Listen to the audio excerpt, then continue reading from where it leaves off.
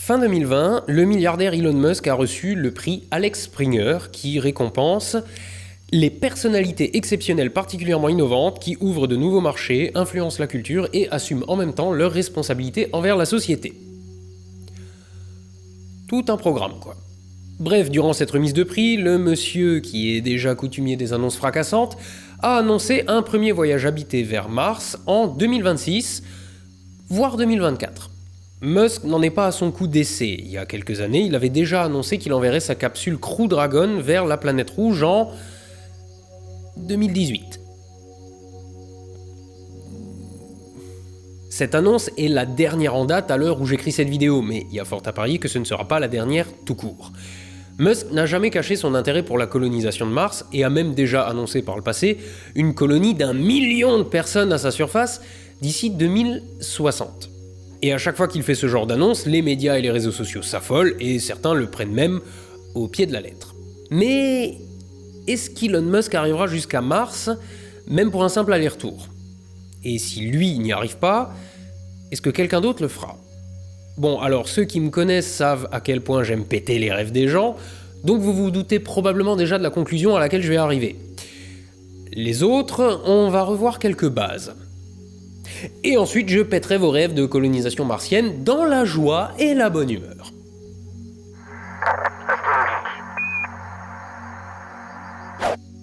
Donc, avant de répondre à cette question somme toute assez complexe, je dois repasser par quelques bases de physique et de mécanique céleste, histoire qu'on parte tous avec les mêmes prérequis. Car avant d'aller sur Mars, il faut aller autour de Mars. Et avant d'aller autour de Mars, il faut déjà aller dans l'espace. Il y a une maxime en aéronautique qui dit que quiconque arrive en orbite est à mi-chemin de n'importe où ailleurs. En effet, pour se placer en orbite autour de la Terre, il faut atteindre la vitesse faramineuse de 7,8 km par seconde. En orbite basse, parce que pour une orbite plus élevée, il faut aller encore plus vite. 7,8 km par seconde, c'est le strict minimum. En comparaison, un avion qui vole à 2 fois la vitesse du son se déplace à 680 mètres par seconde. Par contre, une fois en orbite basse, il n'y a plus d'air pour vous freiner, vous êtes en impesanteur, et il vous faut quelques 3 km par seconde supplémentaires pour quitter l'orbite terrestre et vous placer sur une trajectoire interplanétaire. Donc clairement, sur un voyage de plusieurs millions de kilomètres, les 100 premiers sont de loin les plus coûteux. Mais à quel point ? Prenez une voiture d'1 tonne, à l'arrêt, sur le plat. Alors, on va négliger les frottements et la résistance de l'air. Bon, en vrai, on va tout négliger, sauf la force nécessaire pour l'amener à une vitesse de 10 mètres par seconde, ou 36 km/h. La formule qui nous permet de connaître la valeur de l'énergie cinétique, c'est masse fois vitesse au carré sur 2. Je vous épargne les détails, ça fait 50 kJ. Combien fait une joule ? Dans l'absolu, on s'en fout. Ce qui compte, c'est la comparaison que je vais faire maintenant. Donc prenez un satellite d'1 tonne lui aussi, mais que vous voulez accélérer non pas à 10 mètres secondes, mais à 7800 mètres secondes, histoire de le placer en orbite. En appliquant la même formule, la quantité d'énergie nécessaire à lui fournir est de 30 milliards de joules, soit 600 000 fois plus. Et là aussi bien entendu, on néglige les frottements et tout le reste. Sachant qu'un satellite ne va pas en orbite tout seul. La bagnole a un moteur, mais le satellite, lui, il lui faut tout un lanceur qui pèse des centaines de tonnes et que j'ai absolument pas pris en compte. Sans compter non plus qu'à plusieurs kilomètres par seconde, la résistance de l'air est pas comparable avec une brise de 36 km/h. Donc imaginons maintenant que votre bagnole tourne au diesel. Alors pourquoi du diesel ? Parce que tout un tas de lanceurs spatiaux tournent au kérosène, qui, chimiquement, en est quand même vachement proche. Si on suppose, totalement au pif, qu'il vous a fallu 1 millilitre de diesel pour arriver à vos 36 km/h, toute chose égale par ailleurs, il vous faut 12 mètres cubes de kérosène pour accélérer votre satellite à sa vitesse orbitale. Sachant qu'un lanceur contient bien plus de carburant que ça, ce qui vous montre à quel point cette théorie est encore loin en dessous de la réalité. Cette petite démonstration sert à placer notre première base. Aller dans l'espace sera toujours coûteux. Parce que même si vous arrivez à concevoir un lanceur au rendement quasi parfait, entièrement réutilisable, qui ne demande pas ou peu d'entretien et une équipe réduite pour le lancer, parce qu'évidemment j'ai pas compté ça, vous échapperez quand même pas à la facture de carburant. Alors à ce moment-là, en général, on me dit que si ça se trouve dans un futur proche, on trouvera un carburant renouvelable et pas cher qui réglera ce problème. Sauf que les lois de la physique nous disent plutôt le contraire. Les lois de la thermodynamique nous disent qu'on ne fabrique jamais d'énergie, on se contente de la prendre quelque part. C'est la base d'absolument tous les appareils et machines que vous utilisez. Votre téléphone tire de l'énergie électrique issue d'une réaction chimique dans une batterie qu'il faut recharger, et votre bagnole tire de l'énergie mécanique issue de la combustion d'un carburant dont vous avez intérêt à remplir régulièrement votre réservoir. Un fantasme des partisans de l'énergie libre est par exemple le moteur à eau. Mais le moteur à eau n'existera jamais. Et je vais tenter de vous expliquer pourquoi. Si l'essence, le méthane, l'hydrogène et tous leurs copains carburants permettent de faire tourner un moteur, c'est parce que leurs molécules contiennent de l'énergie, qu'il est possible de libérer en cassant leur liaison moléculaire, ce qui libère de la chaleur. Mais une fois cette énergie libérée, les résidus de combustion, comme l'eau ou le CO2, eux, ne la contiennent plus. Si vous voulez casser leur liaison moléculaire, de l'énergie, il faut leur en apporter, pas leur en prendre. C'est un peu comme foutre le feu à un bout de bois. La combustion libère de l'énergie et après il ne reste que des cendres dont le potentiel énergétique est nul. Et essayez de foutre le feu à des cendres si jamais vous en doutez. Voilà, en fait l'eau ou le CO2, c'est un peu comme les cendres. Il reste tout à fait possible de casser une molécule d'eau ou de CO2. Mais pour ça vous lui apportez de l'énergie, vous ne lui en prenez pas. La conséquence, par contre, c'est que l'énergie que vous leur apportez pourra être libérée à nouveau par la suite. Par exemple, vous pouvez faire du dihydrogène et du dioxygène par électrolyse de l'eau. Vous apportez de l'énergie via une tension électrique, et cette énergie, vous pouvez la récupérer ensuite en brûlant le dihydrogène ainsi fabriqué. Sauf que du coup, ce dihydrogène, il n'est pas gratuit. Et de fait, l'eau, en l'état, ne peut pas servir de carburant. C'est un résidu. Comme les cendres. Les seuls moteurs à eau qui existent, ce sont les moteurs mécaniques, comme les moulins à eau. On peut aussi tirer de l'énergie de l'eau chaude, comme dans un moteur à vapeur. Mais par contre, on ne peut pas récupérer d'énergie chimique servant à alimenter un moteur à combustion, par exemple. En revanche, on peut faire des moteurs propres, qui consomment du dihydrogène et ne rejettent que de l'eau. Mais on l'a vu, le dihydrogène, c'est chiant à fabriquer, donc pas gratuit, ni en argent ni en énergie. Tout ça pour dire que si on veut aller dans l'espace, on est obligé d'utiliser un carburant qui sera soit cher à produire, comme le dihydrogène, soit cher à extraire, comme les hydrocarbures. Quant au moteur électrique, c'est pareil. L'électricité, il faut la stocker quelque part. Et si une turbine électrique peut fonctionner dans l'atmosphère, une fois dans le vide, pour avancer, vous êtes obligé d'expulser quelque chose. C'est la base des moteurs fusées qui rejettent des gaz à haute vitesse dans un sens pour avancer de l'autre. Et donc, avec un moteur électrique, vous rejetez quoi ? Rien. Donc un moteur électrique ne marche pas dans le vide spatial. Tout ceci pour arriver à notre première conclusion. Aller dans l'espace, c'est cher. Et on n'a parlé que de carburant. Je vous ai pas parlé des contraintes que subit un vaisseau qui est en fait un gigantesque réservoir d'explosifs, assis sur une explosion contrôlée, se déplaçant à plusieurs kilomètres par seconde dans l'atmosphère, puis soumis aux températures extrêmes de l'espace. S'il faut des armées d'ingénieurs pour mettre une seule fusée en orbite, c'est pas pour rien. Maintenant qu'on a vu ça, arrêtons-nous 2 minutes sur l'ISS. La Station Spatiale Internationale, ou ISS pour les intimes, est un gigantesque mécano de la taille d'un terrain de foot qui a été assemblé en orbite sur une durée d'à peu près une décennie. Compte tenu de la difficulté qu'on vient de voir de placer une charge utile en orbite et des contraintes de conception de l'engin qui est quand même fait pour résister à des températures extrêmes de chaud et de froid, à l'agression des radiations spatiales et des micrométéorites, vous serez probablement pas surpris si je vous dis que le bestiau a coûté masse de pognon. Et en gros, l'engin terminé a coûté environ 150 milliards de dollars. Pourquoi je vous parle de l'ISS ? Parce que c'est ce qu'on a qui ressemble le plus à ce à quoi devrait ressembler un vaisseau interplanétaire.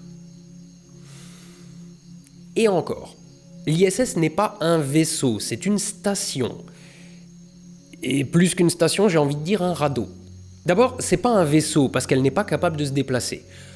Elle est bien capable de faire quelques petites manœuvres orbitales quand on lui arrime un module destiné à la pousser un peu. Mais on parle de déplacement de quelques kilomètres. L'ISS est sur une orbite d'environ 400 km d'altitude, et elle est incapable de bouger de là. Elle n'a ni moteur, ni réservoir qui lui permettrait de s'aventurer plus loin. Et 400 km, c'est pas beaucoup. Vraiment pas beaucoup. En comparaison, la Lune est à 384 1000 km. Presque 1000 fois plus. Mais attendez, c'est pas fini. Notre ISS, elle n'est pas autonome non plus. Elle a bien un système de recyclage de l'air et de l'eau, mais elle a régulièrement besoin d'être ravitaillée quand même. Et ces systèmes de vie ne sont conçus que pour un équipage réduit. Vous mettez pas 8 ou 12 personnes à bord plus de quelques semaines sans que ça commence à poser problème. Et c'est toujours pas fini, parce que l'ISS se trouve sous la magnétosphère terrestre, c'est-à-dire qu'elle est protégée du plus gros des radiations solaires. Donc je résume, un engin qu'on a mis 10 ans à assembler, pour la bagatelle de 150 milliards de dollars, incapable de se mouvoir, incapable de protéger son équipage des radiations solaires si jamais elle s'aventurait hors du bouclier protecteur de la Terre, tout juste bonne à garder en vie une poignée d'astronautes, et même pas autonome en bouffe ou en air. Sachant ça, maintenant, on va voir ce qu'il en coûte d'aller sur Mars. Je l'ai dit, la Lune est à 384 000 km. Et avec les missions Apollo, on faisait l'aller-retour en 2 semaines. Sauf que bon, embarquer 2 semaines de bouffe, d'eau et d'air, le tout dans un habitacle de quelques mètres cubes seulement, c'est jouable. Mais ça sert à rien de comparer la distance Terre-Lune avec la distance Terre-Mars, parce que celle-ci varie beaucoup trop, selon que les planètes soient en conjonction ou en opposition sur leurs orbites. Autrement dit, si elles sont du même côté du Soleil ou pas. Sauf que dans l'espace, on ne se déplace pas en ligne droite. Toutes les trajectoires sont des trajectoires de chute libre. Et le fait est que, peu importe le nombre de kilomètres qui séparent Mars de la Terre, le seul moyen de passer de l'une à l'autre, c'est quand les planètes sont dans la bonne configuration. Et le truc, c'est ça. Si vous attendez la configuration favorable pour partir de la Terre, vous mettez environ 6 mois pour arriver jusqu'à Mars. Mais une fois là-bas, vous devez attendre 1 an pour avoir une configuration favorable pour le retour, qui va lui-même reprendre 6 mois. Autrement dit, si vous partez vers Mars, c'est pour un voyage de 2 ans minimum. 50 fois plus longtemps que pour aller sur la Lune. 2 ans, à bord d'un vaisseau capable d'abriter un équipage suffisant pour la bonne marche de la mission, entre pilotes, ingénieurs, scientifiques, médecins, etc. Ouais, parce que s'il y a un malade à bord de l'ISS, il peut rentrer sur Terre en quelques heures. Si vous êtes parti vers Mars, 2 ans. Donc il vous faut un chirurgien pour votre fracture ou votre appendicite, et il en faut un deuxième au cas où c'est le premier chirurgien qui est malade. Sachant aussi qu'il n'existe à l'heure actuelle aucun moyen d'opérer en impesanteur. Simplement parce que le sang va se barrer partout. Donc votre vaisseau doit être suffisamment grand pour abriter tout ce petit monde, mais il doit aussi disposer de réserves d'air, d'eau, de nourriture, de systèmes de recyclage, d'un blindage suffisant pour protéger l'équipage des radiations solaires, parce qu'il va carrément totalement sortir de la magnétosphère terrestre, mais il faut aussi pouvoir l'entretenir, le réparer, emmener un engin capable d'atterrir sur Mars et de redécoller avec un entretien minime, sachant que Mars est pas exactement comparable aux salles blanches dans lesquelles on assemble les fusées, mais plutôt un espèce de bac à sable géant, et en plus, il vous faut emmener des moteurs pour pousser les quelques centaines, voire milliers de tonnes que va peser tout ce bousin, et un réservoir de carburant assez grand pour échapper à l'attraction terrestre, freiner en arrivant près de Mars, repartir 1 an plus tard, et à nouveau freiner à l'arrivée près de la Terre. Et je vous rappelle que ce truc qui tient au chaud 3 ou 6 personnes, sans le blindage, sans l'autonomie, sans les moteurs et sans le vaisseau pour descendre sur Mars, installer une base puis repartir, a déjà coûté 150 milliards de dollars. Est-ce que ça veut dire qu'on est incapable d'aller sur Mars ? Absolument pas. En vrai, tous les écueils que je vous ai présentés se règlent en foutant des ingénieurs derrière des tables à dessin. On peut recycler une bonne partie de l'eau et de l'air, installer des cultures hydroponiques à bord pour fabriquer de la bouffe, ou encore utiliser une centrifugeuse pour générer de la pesanteur. La science-fiction s'est pas gênée pour le faire. Les moteurs, c'est pareil. Des moteurs réutilisables et des réservoirs de carburant, on sait faire. Sans parler du blindage. Le vrai problème, c'est que tout ça, ça va peser un poids considérable qui se chiffre en centaines, voire en milliers de tonnes. Sachant qu'aujourd'hui, en low cost, vous déboursez toujours 5000 balles pour mettre 1 kilo en orbite basse. Et il suffit pas de faire un calcul d'équivalence, parce que ça prend pas en compte l'assemblage de l'engin en orbite ou le coût de développement pour le mettre au point. Bon, tout ceci étant dit, et si on regardait quelle solution propose SpaceX ? La vidéo s'ouvre sur 18 personnes qui embarquent. Je pense qu'on pourrait envisager un peu moins, mais pas de beaucoup. Je vous rappelle qu'on part pour une mission de 2 ans. Par contre, vous avez vu dans quoi ils embarquent ? Le Starship de SpaceX fait 9 mètres de diamètre. C'est pas mal, mais c'est pas beaucoup plus que les 6 mètres du fuselage d'un 747. Pour ceux qui ont déjà pris un gros porteur, rappelez-vous combien c'est chiant au bout de 6 ou 8 heures, et imaginez y rester 6 mois. En regardant l'engin, on peut se dire que les parties présentant des hublots sont l'habitacle. Mais tout le reste devra être occupé par les réservoirs et les systèmes de vie. Et pour 18 personnes, c'est très optimiste. Je vous rappelle que là-dedans, il faut faire tenir une ferme hydroponique capable de produire de la bouffe pour une vingtaine de personnes, ou stocker 2 ans de bouffe pour 20 personnes. À 500 grammes par jour et par personne, on arrive vite à 7 tonnes, sans compter une possible marge de sécurité. Et j'ai même pas parlé de l'eau. Mais il nous faut aussi une salle de sport, parce que le Starship n'a manifestement pas de roue de hamster géante pour garder un semblant de pesanteur. Et sans cette pesanteur, les muscles s'atrophient, et l'ostéoporose progresse en 1 mois dans l'espace, aussi vite que chez une femme ménopausée, en 1 an. Tout ce petit monde doit donc s'entretenir sérieusement s'il veut être en état de se mouvoir à la surface de la planète rouge. Bah ouais, regardez juste la tronche des mecs qui reviennent de l'ISS. Ils arrivent pas à marcher. Je vous raconte pas la galère si vous atterrissez sur une planète lointaine et que vous pouvez pas bosser. Rajoutez là-dedans un bloc opératoire, un atelier pour les réparations et l'entretien, des réserves de pièces de rechange, un stockage pour 18 scaphandres. Je continue ou vous avez pigé que c'était de la science-fiction ?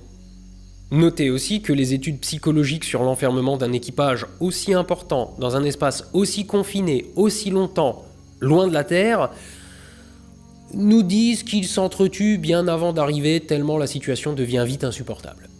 Mais attendez, c'est pas fini, hein. Une fois à la surface de Mars, alors c'est cool, mais les cocos, vous êtes là pour 1 an. Où est-ce qu'on range le matos scientifique, le rover, l'habitat pressurisé ? Et puis Mars, c'est pas exactement un lieu de villégiature. Déjà, Mars n'a pas de magnétosphère. Son noyau s'est arrêté de tourner il y a longtemps. Aucun champ magnétique ne protège la surface des rayonnements solaires. En quelques mois seulement à la surface, un astronaute boufferait les doses de radiation admises par la NASA pour une carrière entière.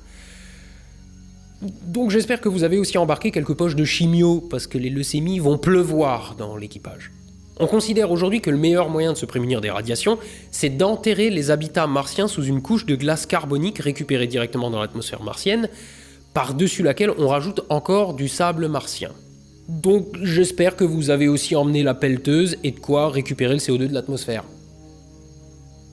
Ah bah non, c'est vrai, vous avez même pas emmené l'habitat. Ensuite, Mars reçoit 40% de lumière en moins que la Terre, donc les panneaux solaires y marchent très mal, sans compter qu'ils se recouvrent de poussière constamment. Ça, c'est ce qu'il faut pour faire tourner les systèmes de vie pour 3 à 6 personnes.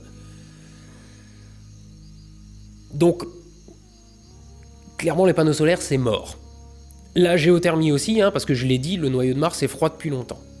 L'éolien, c'est pareil, parce que l'atmosphère est pas assez dense pour entraîner les pales des éoliennes. Reste donc la pile à combustible. Nucléaire. Vous savez, le machin avec un gros symbole menaçant dessus, qui émet plein de radiation, et que vous avez eu avec vous pendant les 6 mois à l'aller. J'ai dit pour la leucémie ? Ouais. Non, parce qu'en plus, ça va être un gros. Mais en plus, une fois à la surface, la poussière martienne est... Comment dire ? C'est une poussière plus fine que la cendre. Tellement fine qu'elle se faufile partout et détraque le matos. C'est la poussière martienne qui déglingue les rovers martiens, pas l'usure. Et puis, il n'y a pas d'eau, donc elle est très sèche, et donc très électrostatique. Elle se colle à tout le temps. Et, cerise sur le tas de merde, elle est toxique. Elle contient beaucoup d'ions perchlorate, qui sont un composant de la poudre à canon ou des carburants de booster. Alors, c'est pas explosif, par contre, c'est toxique as fuck. Donc, vous allez vous taper une promenade à la surface de Mars, vous vous en foutez absolument partout, sans arriver à vous en débarrasser, exactement comme lors des missions Apollo en fait, Puis vous rentrez à bord, et vous en faites profiter tout le monde. Pendant 1 an. Emmenez plus que de Toubib. Vraiment. Ah, et au fait, pour rentrer ou sortir du vaisseau, faut un sas de décompression. On le met où ? Non, parce que sinon, dès qu'il y a un mec qui sort, tout le monde doit mettre son scaphandre. Bon, là encore, prenez assez d'ingénieurs, assez de tables à dessin et assez de temps, Et tous ces problèmes ont une solution. Par contre, le Starship de Musk... bof. Bon, en vrai, oui, peut-être. Mais s'il est vide. S'il n'y a personne à bord et qu'il est piloté à distance, on n'a besoin de rien d'autre qu'un générateur pour les systèmes de navigation et du carburant. Donc là, oui, et à ce moment-là, une mission comme décrite dans la vidéo est envisageable. Pour la com de SpaceX, ça serait balèze de poser un Starship sur Mars. Mais il pourra y avoir personne à bord. Et c'est exactement pour ça qu'on envoie des rovers sur Mars, et pas des gens. Le problème, quand on envoie un équipage dans l'espace, c'est pas l'équipage, c'est tout le bordel qu'il faut emmener avec eux pour les garder en vie. Et plus ils partent longtemps, plus il en faut. Du bordel. Vous pouvez rester 6 heures là-dedans. Allez, une journée ou deux si vous êtes préparé psychologiquement comme le sont les astronautes. Mais pour un voyage de 2 ans, ça va pas le faire. Alors qu'une machine, vous la foutez dans un container, vous l'allumez uniquement à l'arrivée, il lui faut que de l'électricité, son générateur au polonium ne lui file pas de leucémie, et quand sa mission est terminée, elle chouine pas pour qu'on la ramène à la maison, elle reste sur place. Alors, ouais, un rover, ça va carrément moins vite et moins bien qu'un être humain. Et c'est beaucoup plus limité. Mais même si c'est extrêmement compliqué à envoyer là-bas, c'est quand même infiniment plus simple. Et moins cher. Parce que si vous avez suivi mon raisonnement jusque-là, vous avez compris que le premier vaisseau qui pourra prétendre emmener un équipage sur Mars ne ressemblera pas à ça, mais plus probablement à un truc comme ça. Et donc, ça sera probablement pas le fait de SpaceX. Parce que tout ce que je vous ai décrit jusqu'ici, sans compter tout ce qui manque, ça va coûter très cher. Rappelez-vous l'ISS et ses 150 milliards.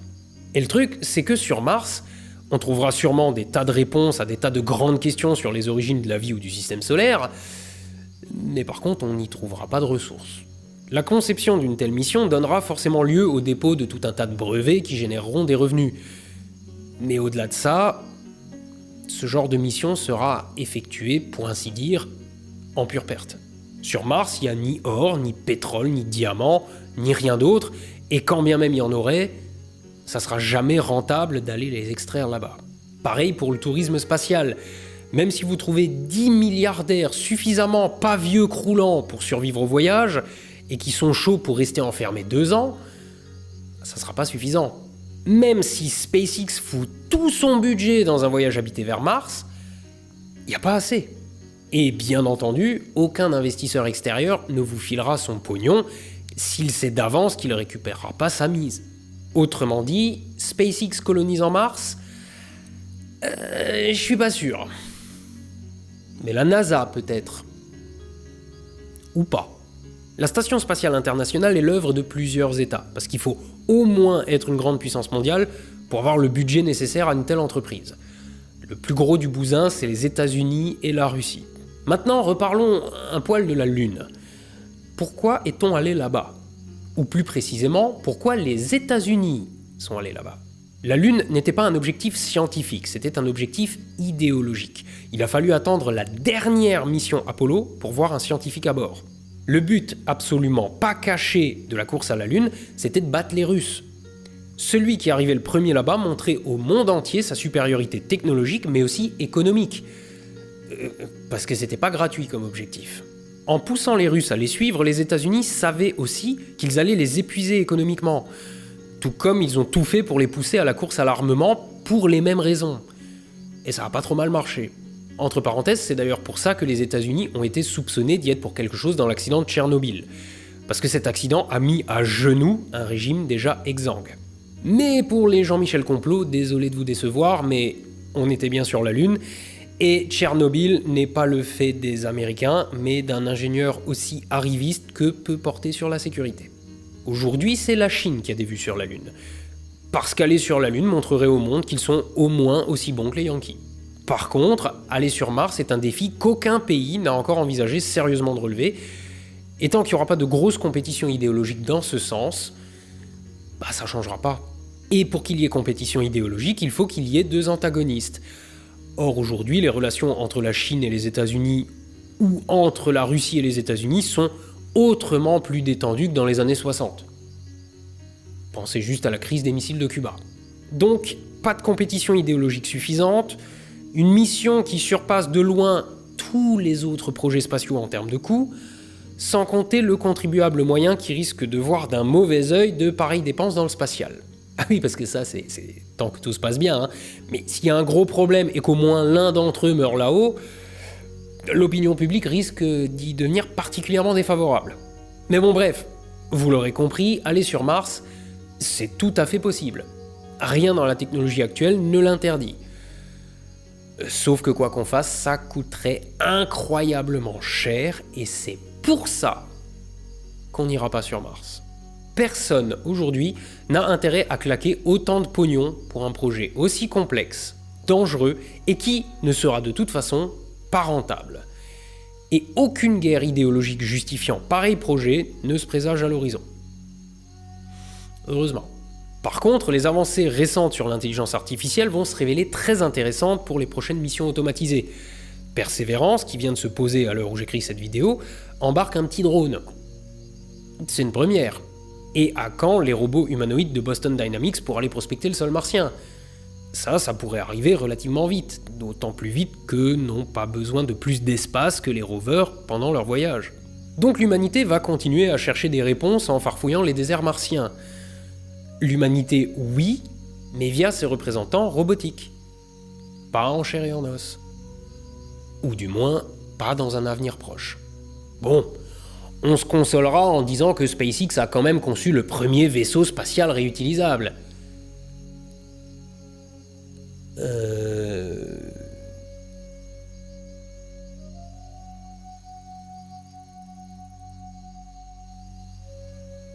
Bon.